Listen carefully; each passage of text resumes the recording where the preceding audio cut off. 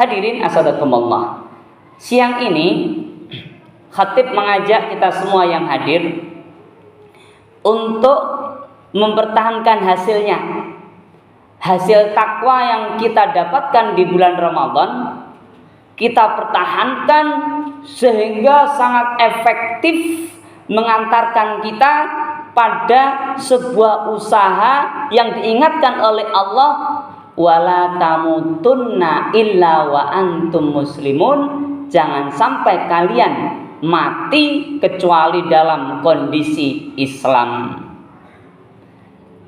Kalau habis Ramadan pas kita meninggal, bisa jadi takwanya masih fresh, seperti fresh graduate, masih segar.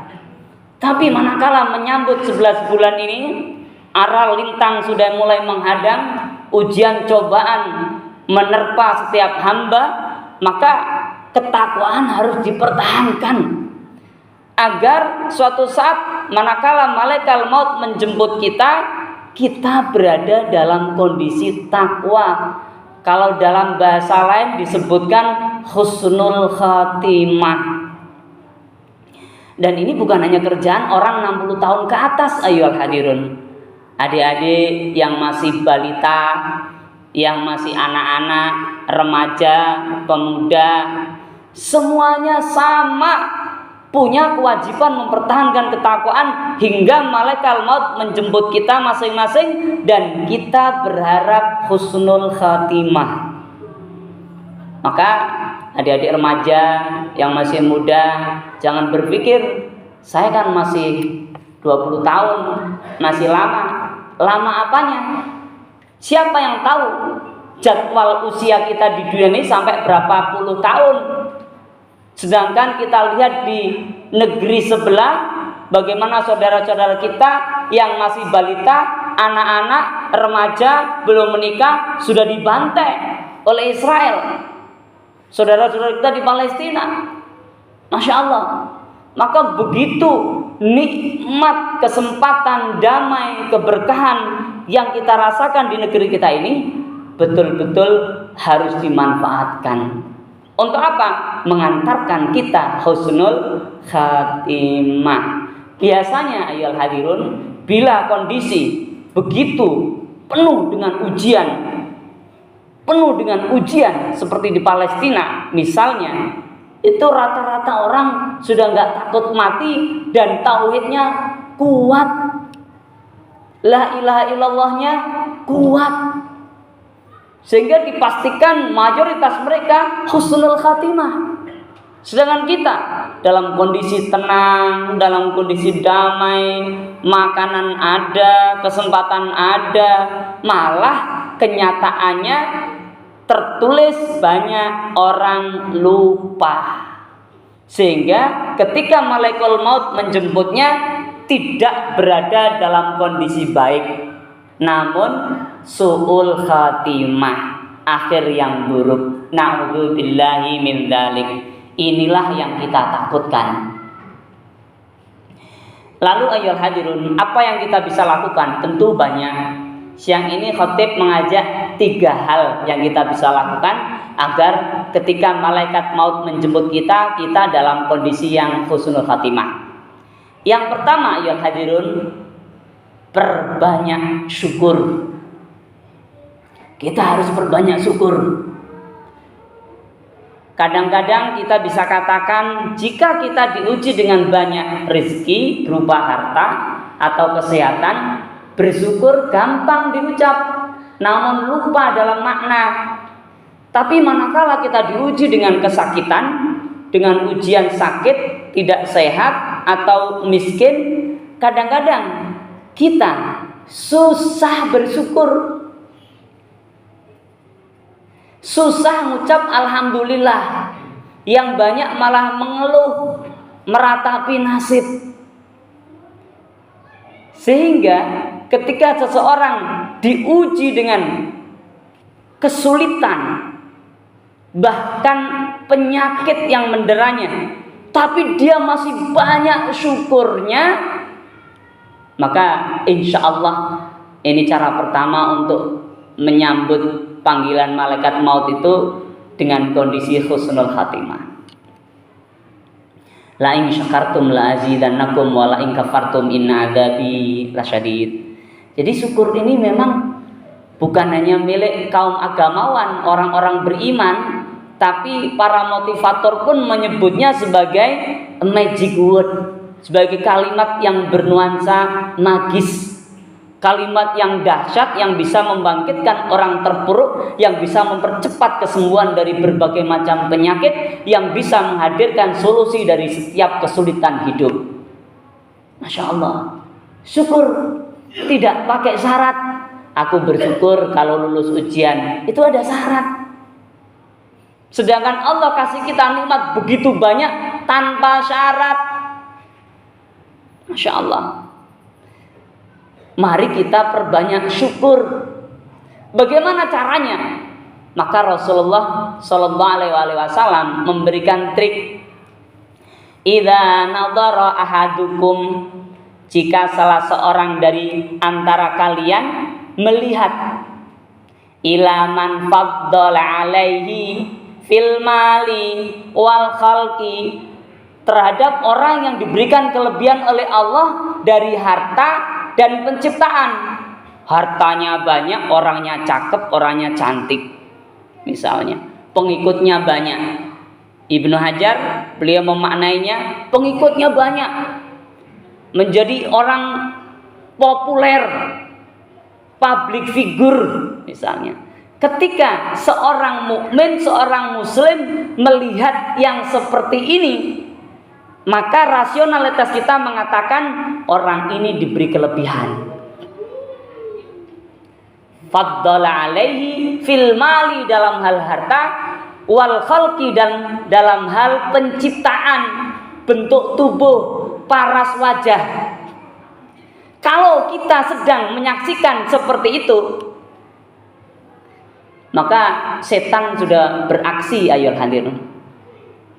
Dia akan mengembuskan banyak kata-kata.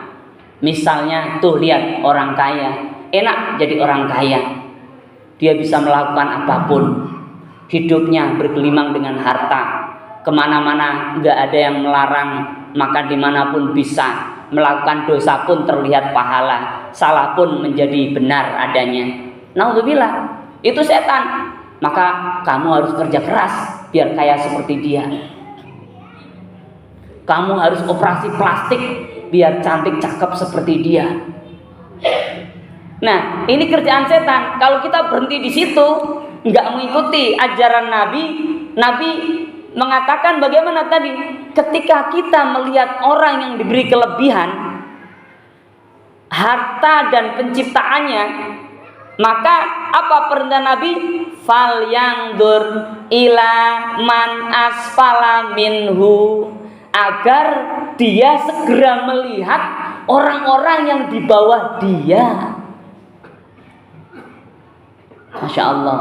Ini cara, ayol hadirun, agar kita itu mudah syukur. Sekali lagi, lihat orang bermobil mewah, segera lihat orang yang susah jalan.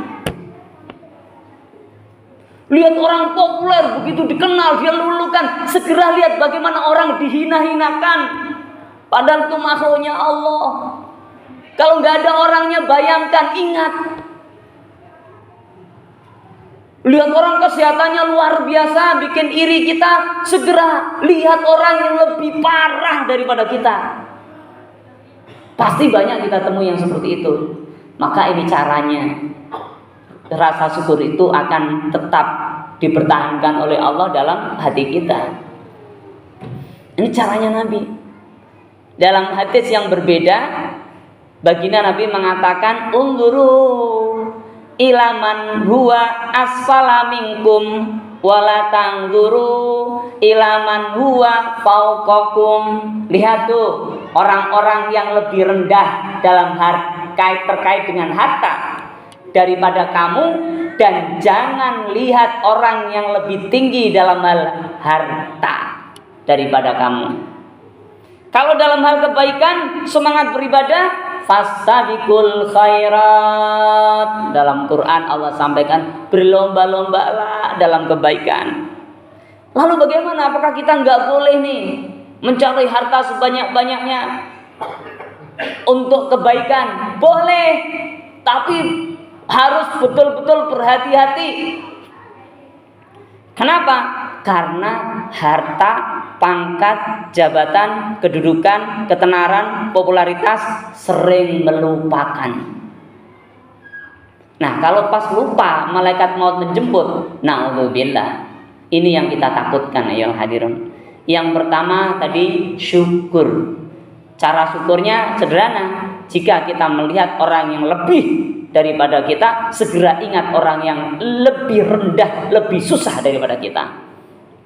Seimbang. Sehingga syukurnya tetap akan bertahan. Yang kedua, ya hadirun, agar ketika malaikat maut menjemput kita dalam kondisi yang baik, husnul khatimah, yang perlu dilakukan adalah niatkan semua amaliyah kita, perbuatan yang sifatnya ritual ibadah maupun kegiatan yang sifatnya sosial muamalah. Diatur niatnya ketika kita melakukan perbuatan ibadah atau amaliyah ritual, dan ketika kita melakukan ibadah sosial ghairu mahdhah atau amaliyah sosial muamalah, maka niatnya harus sama. Apa niat yang sama itu? Berharap pahala di akhirat. Ini caranya.